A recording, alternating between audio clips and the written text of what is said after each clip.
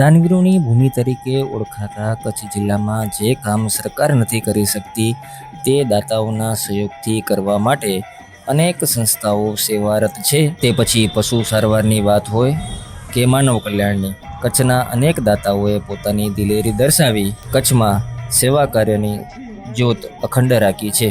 ત્યારે કચ્છી ભાનુશાલી ઉદ્ધવરાવ સત્સંગ મંડળ રાતા તળાવ દ્વારા તથા Sadguru medical and education charitable trust નલિયાના સહયોગથી રાતા તળાવ ખાતે પશ્ચિમ કચ્છ કોલી સમાજના છઠ્ઠા સમૂહ લગ્નોત્સવનું આયોજન કરવામાં આવ્યું હતું, જેના ભાગરૂપે 70 જેટલા નવદંપતીઓને વાતે ગાતે લગ્ન ગ્રંથિએ જોડવામાં આવ્યા હતા। આ લગ્ન મહોત્સવમાં કચ્છ, મુંબઈ તથા દૂર દૂરના વિસ્તારોમાંથી મોટી સંખ્યામાં દાતાઓ તથા સામાજિક રાજકીય આગેવાનો ઉપસ્થિત રહ્યા હતા।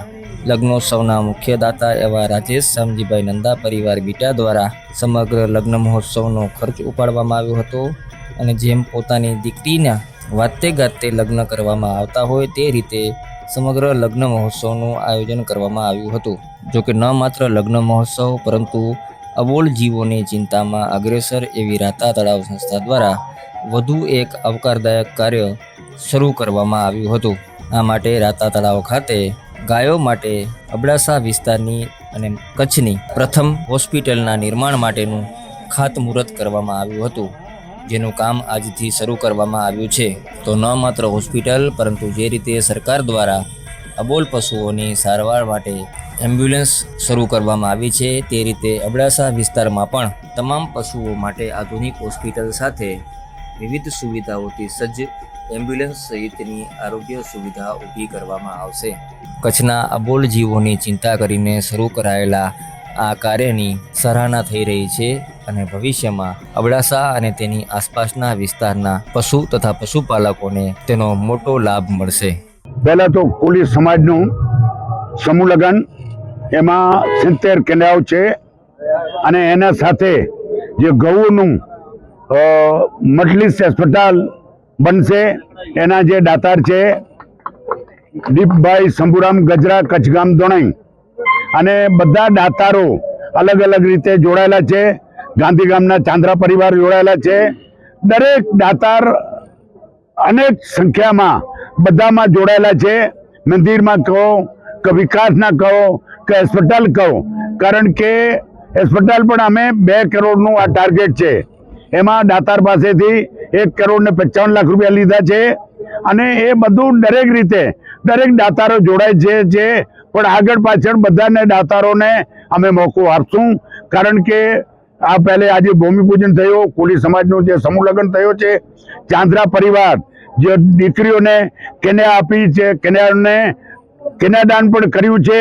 એ હું આપને રકમ નથી કહેતો, જે દીકરીઓને જે પોતાની જે સોના ચાંદી સાચવા માટે કબાટોનું કન્યાદાન કરેલો છે ચાંદ્રા પરિવાર, જે અમારા ગાંધીગામ જેના પરિવારના એના વડીલ જે ભીષ્મ પિતા કહેવાતા હતા અને ભીષ્મ પિતા હતા એનું પરિવાર આ સંસ્થા સાથે એના વડીલોથી હમણાં જોડાયેલા છે। હોસ્પિટલ બનાવવાનું એનું પાછળ કારણ શું છે કે આ વિસ્તારમાં કોઈ ગાયો માટે હોસ્પિટલ એવી હતી નહીં અને છે તો લાંબીઓ છે, સમજો મુન્દ્રા કે ભુજ બાજુ આખા અબડાસા તાલુકા, લખપત તાલુકામાં ક્યાં આવી મટલીસ હોસ્પિટલ નહીં હતી।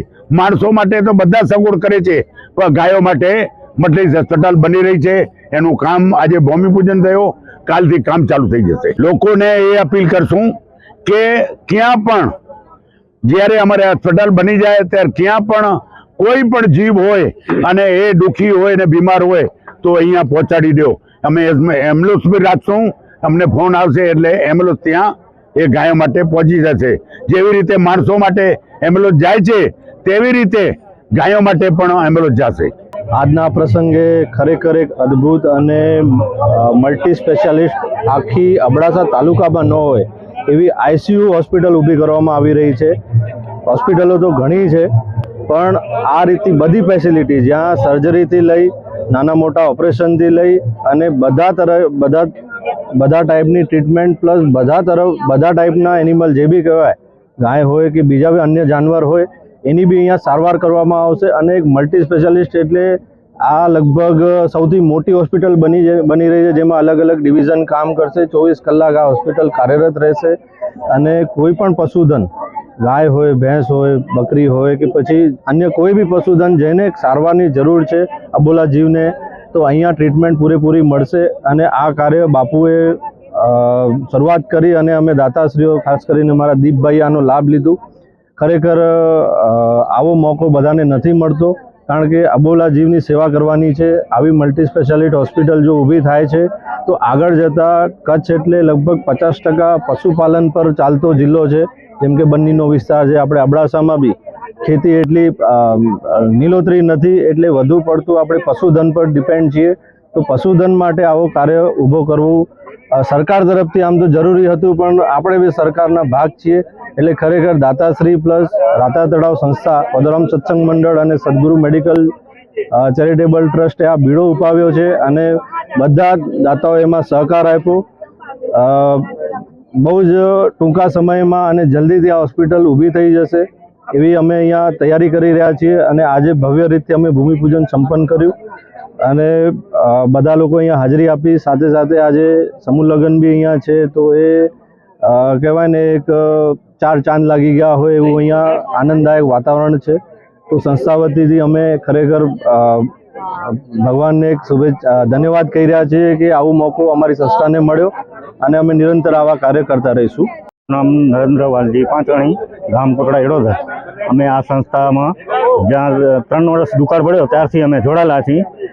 અમે અહીંયા 5 સેટ બનાવ્યા અને આ ભાઈ જે હોસ્પિટલનું કાર્ય હતું તે આજે સફળ થયું, જે દાતા દીપભાઈ ગજરા તરફથી. તો આપે ખુશીનો આનંદ છે.